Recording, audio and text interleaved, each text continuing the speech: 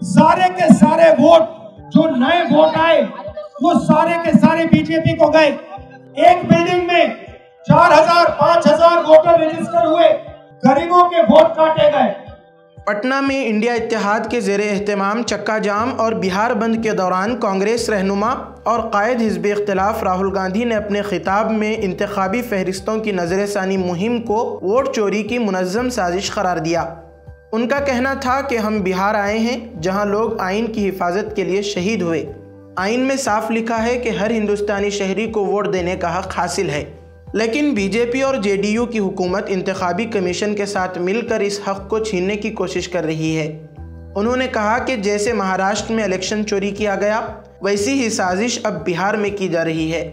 BJP को यह एहसास हो चुका है कि हमने महाराष्ट्र मॉडल समझ लिया है, इसलिए अब वो बिहार मॉडल ला रहे हैं ताकि गरीब, दलित, अक़लियत और पसमानदा तबक़ात के वोट काट कर इंतखाबी नतीजा अपने हक़ में किया जा सके।